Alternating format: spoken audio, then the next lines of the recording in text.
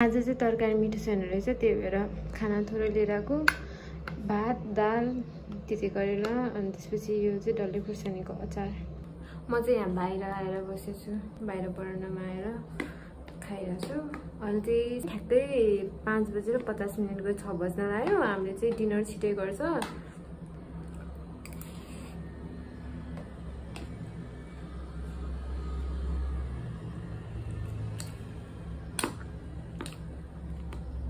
मैले चाहिँ आज खाँदै कुरा गरौँ भनेर, अरू बेला चाहिँ म खाना चाहिँ शान्त भएर केही नबोलिकन खाना चाहिँ नबोलिकन खानुपर्छ अरे भन्छ। त्यही भएर म प्रायः चुप लाएर मोबाइल नै नहेरिकन खाने ट्राई गरिरहेको छु आजकल चाहिँ।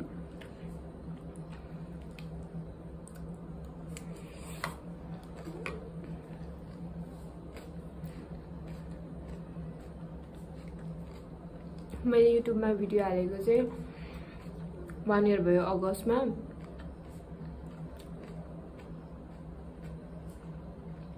अनि त्यसपछि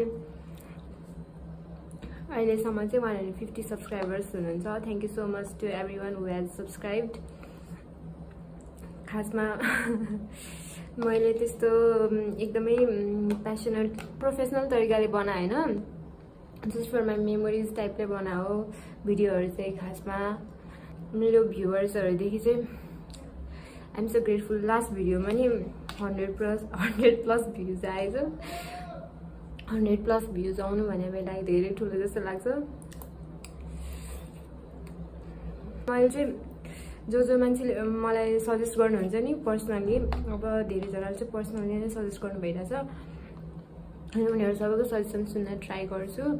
अनि फर्स्टमा धेरैजनाले मलाई ब्याकग्राउन्ड म्युजिक एकदम लाउड भयो त्यो हटाऊ भनेर भनेको थियो, त्यही भएर मैले त्यो ब्याकग्राउन्ड म्युजिक हटाइदिन्छु आजकल चाहिँ। अनि फर्स्टमा चाहिँ मलाई त्यो मेरो भोइस एकदमै क्रिन्ज लागेर चाहिँ मैले त्यो एकदमै ठुलो ब्याकग्राउन्ड म्युजिक राखेको थियो। आजकल नि मलाई एडिट गर्दाखेरि चाहिँ आफ्नै आवाज सुन्दाखेरि चाहिँ लास्टै झ्याउ लाग्छ, तर पनि मैले त्यो म्युजिक चाहिँ हाल्दिनँ, आफ्नै साउन्डमा हालिदिन्छु।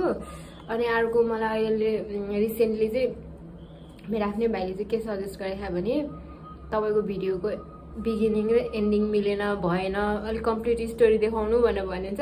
अब आज चाहिँ म त्यही भएर आज मेरो कम्प्लिट इभिनिङ रुटिन सेयर गर्छु यो भिडियोमा। अहिले चाहिँ डिनर भइरहेछ मेरो एट 6 o'clock।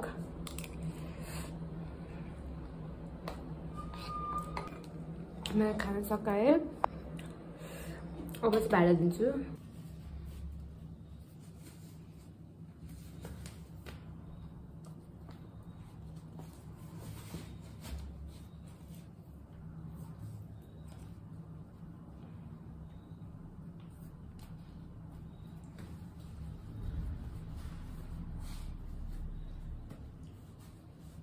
म चाहिँ वाक जान थालेको त्यस्तै 7 दिन भयो। यो फर्स्ट टाइम हो म यस्तो कन्सिस्टेन्ट भएर वाक गरेको।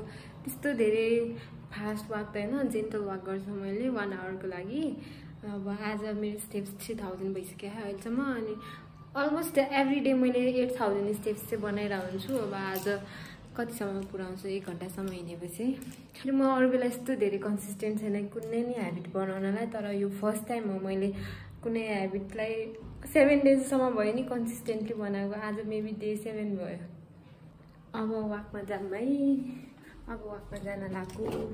आजकल चाहिँ छिट्टै अँध्यारो हुन्छ, त्यही भएर यस्तो अँध्यारो देखेछ। म चाहिँ सधैँ टेरेसमै हिँड्छ।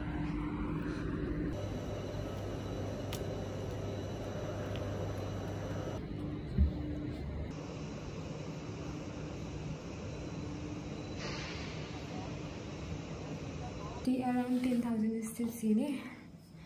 अनि खासमा मैले यो वाक किन गरेँ भने मसँग कति धेरै टाइम हुन्छ नि त इभिनिङमा, अनि कति मोबाइल चलाएर बस्ने भनेर त नि हो अर्को रिजन अफ वाकिङ। मैले चाहिँ क्विक सावर लिएर अनि लुगा पनि धोइसकेँ।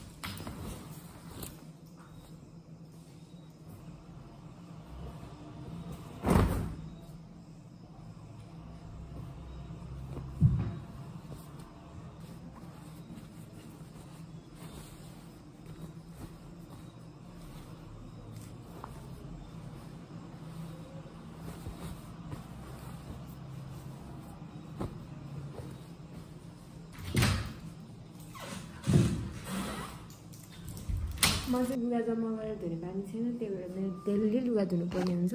अब चाहिँ स्किन केयर गर्नुपर्दा यो चाहिँ मेरो क्लिन्जर बहिनीले पठाइदिएको राम्रो छ। Thank you so much, thank you again. अनि कुरा नि गरौँ है, मैले चाहिँ लास्ट 1 इयरमा 21वटा भिडियोज अपलोड गरेछ। तीमध्येमा मेरो पर्सनल फेभरेट चाहिँ सोलो हाइकवाला हो, अनि अर्को चाहिँ त्यो हाइकिङ डेवाला हो। मेबी त्यो भिडियोजहरूमा मैले राम्ररी फर्स्टदेखि लास्टसम्म देखाएको छु। अनि अर्को भनेको त्यसमा नि मैले म्युजिक राखेर होइन, आफ्नै भोइस मात्रै राखेर नि त, त्यही भएर नि मलाई मन पऱ्यो होला सायद। अहिले आएर सोच्दा चाहिँ मलाई त्यस्तो लाग्छ। अरू के भन्ने है, खासमा ब्याकग्राउन्ड म्युजिक राखेर नि मेरो भिडियोजहरू 21वटा मध्ये 6वटा जति त कपिराइट लागेको छ।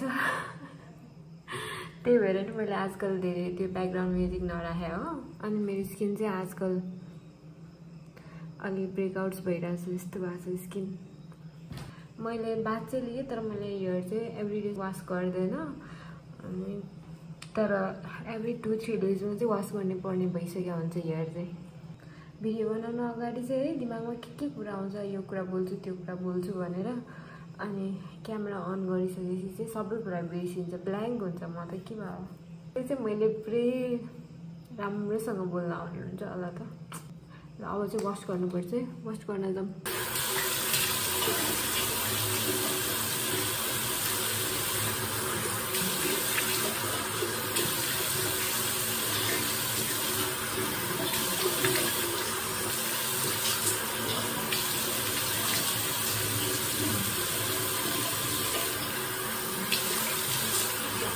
मसँग यो फेस वास पनि छ प्लमको, तर मलाई यो आजकल चाहिँ मैले खासै धेरै युज गर्दिनँ, किनभने यसको त्यो स्याफ्रनको स्मेल फ्रेग्रेन्स एकदमै स्ट्रङ हुन्छ। अनि त्यसपछि मेरो स्किन पनि ब्रेकआउट भइरहेको नि त, त्यही भएर मैले त्यो युज गरेको छु। जेन्टल क्लिन्जरबाट मात्रै क्लिन्ज गर्छ आजकल, त्यति मात्रै।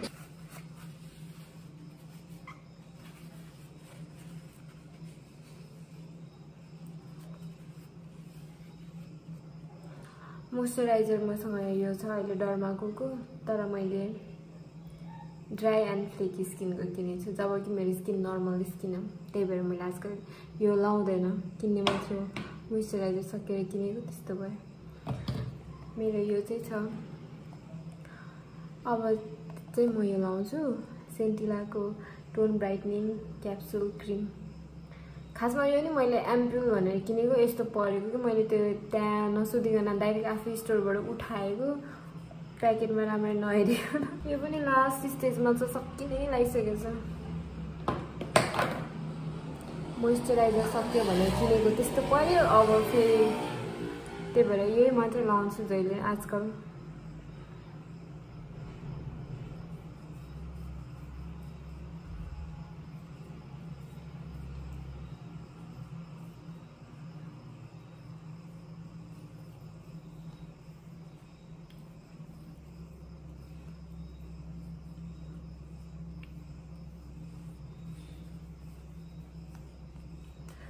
अनि अर्को भनेको रेटिनल। मैले यो गुड मोलिक्युलको रेटिनल लाउँछु। यो चाहिँ तर म कस्तो यसमा चाहिँ एकदमै जहिले बिर्से गर्छु, एभ्री 2-3 डेजमा लाउने भन्छ, तर कहिले कहिले म 4 डेजमा पनि लाउँछु, के लाउँछु।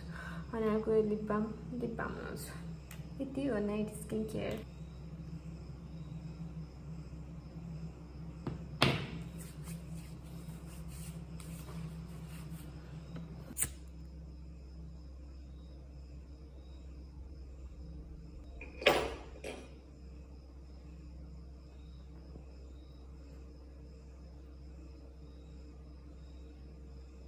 अब यति नै हो मेरो इभिनिङ रुटिन।